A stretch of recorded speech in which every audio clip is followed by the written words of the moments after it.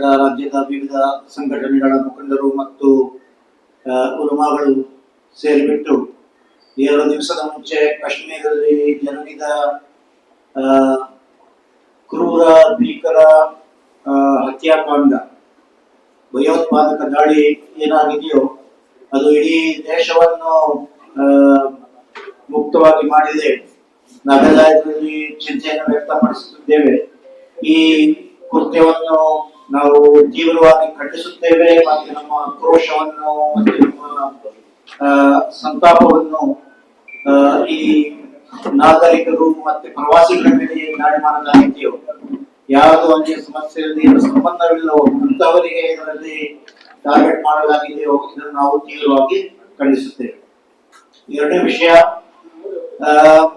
ಭಯೋತ್ಪಾದಕರಿಗೆ ಯಾವ ಧರ್ಮವೂ ಇಲ್ಲ, ಯಾವ ಧರ್ಮವೂ ಹಿಂಸೆಯ ಬಗ್ಗೆ ಪ್ರಚಾರ ಮಾಡುವುದಿಲ್ಲ. ಇಸ್ಲಾಮಿನಲ್ಲಿಯೂ ಇದರ ಬಗ್ಗೆ ತುಂಬಾ ಸ್ಪಷ್ಟವಾಗಿದೆ. ಚಾಪ್ಟರ್ 5ರಲ್ಲಿ ಕುರಾನ್ನಲ್ಲಿ ಹೇಳಿದಂಗೆ, ಒಬ್ಬ ಮಾನವನನ್ನು ಅನ್ಯಾಯವಾಗಿ ಕೊಂದ್ರೆ ಇಡೀ ಮಾನವ ಕುಲವನ್ನು ಕೊಂದಂಗೆ. ಅದೇ ತರ ಒಬ್ಬನನ್ನು ಸಂರಕ್ಷಿಸಿದರೆ ಇಡೀ ಮಾನವ ಕುಲವನ್ನು ಸಂರಕ್ಷಿಸಿದಂತೆ. ಇದು ಇಸ್ಲಾಮಿಗೆ ವಿರುದ್ಧವಾದ ಕ್ರಮವಾಗಿದೆ. ಇದನ್ನು ನಾವು ತೀವ್ರವಾಗಿ ಖಂಡಿಸುತ್ತೇವೆ.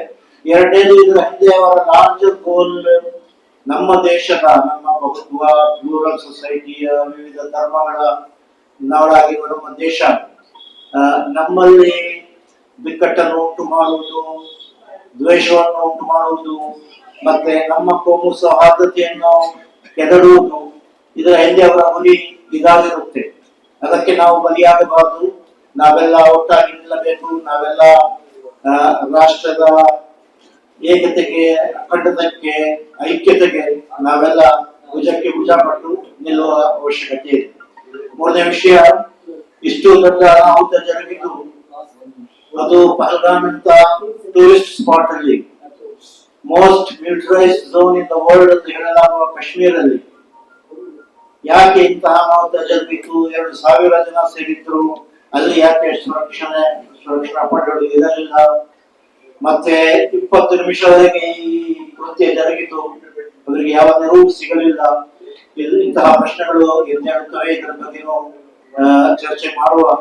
ಮತ್ತೆ ಯಾವ ಫಾಲ್ಸ್ ನ್ಯಾರೇಟಿವ್ ಅನ್ನು ಎಲ್ಲ ಮಾರುವುದಾಗಿದೆ, ಎಲ್ಲ ನಾವು ಮುಗಿಸಿಬಿಟ್ಟಿದ್ದೇವೆ, ಎಲ್ಲ ಆತಂಕ ಅಲ್ಲಿ ಈಗ ಅದರ ಬೇರೆ ಎಲ್ಲ ಹೇಳ್ಬಿಟ್ಟು ಏನು ವಾದ ಮಾಡಲಾಗುತ್ತಿದೆಯೋ ಅದರ ಬಗ್ಗೆ ಯೋಚನೆ ಮಾಡುವ. ಮತ್ತೆ ಈ ಸಮಯದಲ್ಲಿ ನಾವೆಲ್ಲರೂ ಒಟ್ಟಾಗಿ ನಿಂತುಕೊಳ್ಳುವ ಮತ್ತೆ ನಮ್ಮ ಐಕ್ಯತೆಯನ್ನು ಕಾಪಾಡುವ.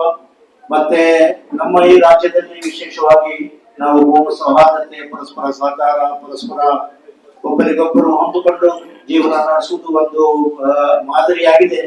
ಅದನ್ನು ಕಾಪಾಡಿಕೊಂಡು ಹೋಗುವ ಅವಶ್ಯಕತೆ ಇದೆ. ಇದನ್ನು ನಾವು ತೀವ್ರವಾಗಿ ಖಂಡಿಸುತ್ತೇವೆ. ನಮ್ಮ ಒಗ್ಗಟ್ಟನ್ನು ನಾವೆಲ್ಲರೂ ಕಾಪಾಡಿಕೊಂಡು ಹೋಗಬೇಕೆಂದು ನಾವು ಬಯಸುತ್ತೇವೆ. ಮತ್ತೆ ಇದರ ತನಿಖೆಯಾಗಬೇಕು. ಮತ್ತೆ ತಪ್ಪಿತಸ್ಥರಿಗೆ ತಕ್ಕವಾದ ಶಿಕ್ಷೆ ಕೊಡಬೇಕು ಅಂತ ನಾವು ಕೇಳಿಕೊಳ್ಳುತ್ತೇವೆ. ಸರ್, ಈಗ ಮುಸ್ಲಿಮರ ಪಾತ್ರ ಇದೆ ಕಾಶ್ಮೀರದ ಈ ಒಂದು ಘಟನೆಗೆ, ಮುಸ್ಲಿಮರ ಪಾತ್ರ ಇದೆ ಅಂತ ಹೇಳಿ ಕೆಲವೊಂದು ITCLಗಳು ಮಾತಾಡ್ತಿದ್ರು. ಸೊ ಇದ್ರ ಬಗ್ಗೆ ಏನು ಹೇಳ್ತೀರಾ? ಕಾಶ್ಮೀರ ಆಗ್ಲಿ, ಶ್ರೀನಗರ್ ಆಗ್ಲಿ, ಆಮೇಲೆ ಜಮ್ಮು ಆಗ್ಲಿ, ಆಮೇಲೆ ಮಹಾರಾಷ್ಟ್ರ ಆಗ್ಲಿ, ಕರ್ನಾಟಕ ಆಗ್ಲಿ, ಡೆಲ್ಲಿ ಆಗ್ಲಿ, ಇದು ನಮ್ಮ ದೇಶ. ಏನೆಲ್ಲ ಎಲ್ಲಿನ ಆಗ್ಲಿ ಅದು ನಮ್ಮ ದೇಶದಲ್ಲಿ ಆಗಿರೋದು. ಅದಕ್ಕಾಗಿ ಯಾರ್ಯಾರು ಸತ್ತು ಹೋಗಿದ್ದಾರೆ ನಮ್ಮ ಹೃದಯಕ್ಕೆ ಬಹಳ ಎಫೆಕ್ಟ್ ಆಗಿದೆ. ಈ ತರ ಆಗ್ಬಾರ್ದು ಘಟನೆಗಳು. ಅದಕ್ಕಾಗಿ ನಾವು ಎಲ್ಲರೂ ಕಂಡಮ್ ಮಾಡ್ತಾ ಇದ್ದೀವಿ. ಇದು ಆಗಿದೆ ಅದಕ್ಕಾಗಿ. ಸರ್, ಈಗ ಕಾಶ್ಮೀರದಲ್ಲಿ ನಡೆಯುತ್ತಿರುವಂತಹ ಉಗ್ರ ಚಟುವಟಿಕೆಗಳಿಗೆ ಅಲ್ಲಿಯ ಪರಿಸರದ ಸ್ಥಳೀಯ ಜನರೇ ಇದು ಸಹಕಾರ ಕೊಟ್ಟಿದ್ದಾರೆ ಅಂತ ಹೇಳ್ತಾರೆ. ನಾನು ಹೋಗ್ಬಿಟ್ಟು ನೋಡಿದ್ದೀನಿ. ಒಂದ್ ಸ್ಟೆಪ್ಗೆ ಮಿಲಿಟರಿ ಐತೆ. ನನ್ನ ಕಾರ್ಗೆ ಎಲ್ಲಾರು ಚೆಕ್ ಮಾಡಿದ್ರು. ನಮ್ಮ ಹೆಂಡತಿ ಕೇಳಿದ್ರು, ನನ್ನ ಹತ್ರ ಏನು ಇಷ್ಟು ಚೆಕ್ ಮಾಡ್ತಾ ಇದ್ದಾರಲ್ಲ ಕಾಶ್ಮೀರ್ನಲ್ಲಿ. ಇಲ್ಲ, ನಮ್ಮ ದೇಶಕ್ಕೆ ಸೇವ್ ಮಾಡೋದಕ್ಕೆ ಅವರು ಕೆಲಸ ಮಾಡ್ತಾ ಇದ್ದಾರೆ. ನಾವು ಅವ್ರಿಗೆ ಕೋಆಪರೇಷನ್ ಕೊಡಬೇಕು. ಇದರಲ್ಲಿ ನಮ್ಗೆ ಲೇಟ್ ಆಗಿದ್ರೆ ಪರವಾಗಿಲ್ಲ, ಹೋಗಿದ್ರೆ ಪರವಾಗಿಲ್ಲ, ಇಲ್ಲಿ ನಮ್ಮ ಜಾಗ ಸೇವ್ ಆಗ್ಬೇಕು ಅಂತ ನಾನು ಹೇಳಿದ್ದೀನಿ.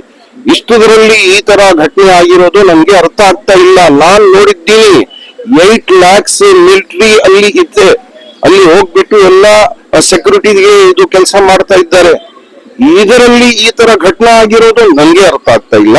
ಅದಕ್ಕಾಗಿ ನಾನು ಹೇಳ್ತಾ ಇದ್ದೀನಿ ನಮ್ಮ ಪ್ರೈಮ್ ಮಿನಿಸ್ಟರ್ಗೆ ಮತ್ತು ಹೋಮ್ ಮಿನಿಸ್ಟರ್ಗೆ, ಅಮಿತ್ ಶಾ ಜಿ ಅವರಿಗೆ ಯಾರ್ಯಾರಿದ್ದಲು ಇದ್ದಾರೆ ಅವ್ರಿಗೆ ಗುಣಿಸ್ಬಿಟ್ಟು ಏನ್ ಶಿಕ್ಷಾ ಕೊಡ್ಬೇಕು ಇಲ್ಲ ಅವ್ರಿಗೆ ಹ್ಯಾಂಗ್ ಮಾಡ್ಬಿಡಿ ಅಂತ ನಾನು ಕೇಳ್ಕೊಳ್ತೀನಿ. ಸರ್, ಇವತ್ತು ಯಾರು ನೀವೆಲ್ಲ ಖಂಡನೆ ಮಾಡ್ಲಿಕ್ಕೆ ಅಂದ್ರೆ ಧಾರ್ಮಿಕ ಗುರುಗಳು ಯಾರು? ಹೌದು, ನಮ್ಮ ಪೂರ್ತಿ ಕರ್ನಾಟಕ ಸ್ಟೇಟ್ದು ಎಲ್ಲರ ಸಂಘಟನೆ ಮುಖ್ಯ ಬಂದ್ಬಿಟ್ಟು ಇದು ಕಂಡಮ್ ಮಾಡಿದ್ವಿ.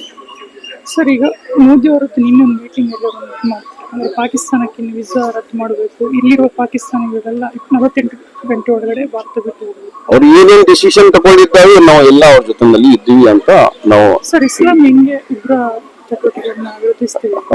ನೋಡಿ, ಯಾರು ಈ ತರ ಕೆಲಸ ಮಾಡ್ತಾರೆ ಅವ್ರು ಮುಸ್ಲಿಮ, ಅವ್ರ ಹಿಂದೂನಾ, ಅವ್ರ ಕ್ರಿಶ್ಚಿಯನ್, ಯಾರು ಮಾಡ್ತಾರೆ ಅವ್ರದ್ದು ಏನು ರಿಲಿಜನ್ ಇಲ್ಲ. ನಾವು ಎಲ್ಲಾರು ಒಗ್ಗಟ್ಟಾಗಿ ಹೇಳ್ತಾ ಇದ್ದೀವಿ, ಸ್ವಾಮಿ ಜೊತೆನಲ್ಲಿ ಒಗ್ಗಟ್ಟಾಗಿ ನಾವು ಹೇಳ್ತಾ ಇದ್ದೀವಿ. ಈ ತರ ಕೆಲಸ ಮಾಡೋರು ಮುಸ್ಲಿಮೂ ಇಲ್ಲ, ಹಿಂದೂನೂ ಇಲ್ಲ, ಅವ್ರಿಗೆ ರಿಲಿಜನ್ ಇಲ್ಲ ಅಂತ ನಾವು ಪೂರ್ತಿ ಇದರಲ್ಲಿ ಹೇಳ್ತಾ ಇದ್ದೀವಿ. ಇವತ್ತು ಮಧ್ಯಾಹ್ನ ಇಲ್ಲಿ ಮುಸ್ಲಿಂ ವಿದ್ವಾಂಸರು, ಉಲಮಾಗಳು ಮತ್ತು ವಿವಿಧ ಸಂಘಟನೆಗಳ ಮುಖಂಡರು ಎಲ್ಲರೂ ಸೇರಿಕೊಂಡು ಕಾಶ್ಮೀರದಲ್ಲಿ ನಡೆದಿರುವ ಭಯಾನಕ ಭಯೋತ್ಪಾದಕ ಕೃತ್ಯವನ್ನು ತೀವ್ರವಾಗಿ ಖಂಡಿಸಿದ್ದಾರೆ.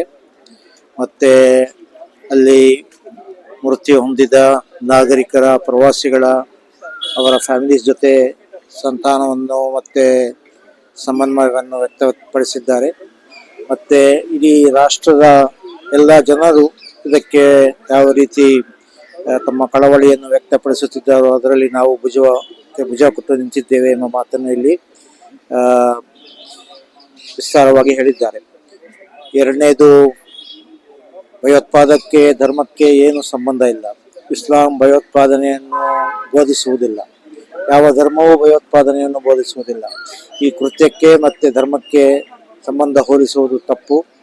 ಮತ್ತೆ ಈ ಕೃತ್ಯದ ಮೂಲಕ, ಈ ಘಟನೆಯ ಮೂಲಕ ನಮ್ಮ ದೇಶದಲ್ಲಿ ಯಾವ ಸಾಮರಸ್ಯ ಇದೆಯೋ, ಕೋಮು ಸೌಹಾರ್ದತೆ ಇದೆಯೋ, ಶಾಂತಿ ಇದೆಯೋ ಅದನ್ನು ಭಂಗಪಡಿಸುವ, ಅದನ್ನು ದ್ವೇಷ ಮತ್ತು ಹಿಂಸೆಯ ವಾತಾವರಣದಿಂದ ಬದಲಾಯಿಸುವ ಪ್ರಯತ್ನಗಳು ನಡೀತಾ ಇದೆ. ಅದನ್ನು ನಾವು ಕಾಳಜಿ ವಹಿಸಬೇಕಾಗಿದೆ. ಮತ್ತು ನಾವೆಲ್ಲರೂ ದೇಶದ ಒಗ್ಗಟ್ಟಿಗೆ, ದೇಶದ ಐಕ್ಯತೆಗೆ ಮತ್ತು ಕೋಮು ಸೌಹಾರ್ದತೆಗೆ ಜೊತೆಗೂಡಿ ಕೆಲಸ ಮಾಡಬೇಕಾಗಿದೆ. ಮೂರನೇದು, ಯಾವ ರೀತಿ ಈ ಘಟನೆ ನಡೆಯಿತೋ ಅದರಲ್ಲಿ ಪಹಲ್ಗಾಮ್ ಅಂತ ಟೂರಿಸ್ಟ್ ಸ್ಪಾಟ್, ಅಲ್ಲಿ 2000ಕ್ಕಿಂತ ಹೆಚ್ಚು ಜನರು ಅಲ್ಲಿ ಸೇರಿದ್ರು. ಆ ಸಮಯದಲ್ಲಿ ಸೆಕ್ಯೂರಿಟಿ ಲ್ಯಾಪ್ಸ್ ಆಗಿರುವುದು ತುಂಬ ಖಂಡನಾರ್ಹ ವಿಷಯ. ಇದರ ಬಗ್ಗೆ ಸರಿಯಾದ ತನಿಖೆ ನಡೆಯಬೇಕು. ಮತ್ತೆ ಯಾಕೆ ಈ ರೀತಿ ಘಟನೆ ನಡೆಯಿತು ಎಂಬುದನ್ನು ಪರಿಶೀಲಿಸಬೇಕು ಮತ್ತು ತಪ್ಪಿತಸ್ಥರಿಗೆ ಸರಿಯಾದ ಶಿಕ್ಷೆಯನ್ನು ನೀಡಬೇಕು ಎಂದ್ಬಿಟ್ಟು ನಾವು ಕೇಳಿಕೊಂಡಿದ್ದೇವೆ.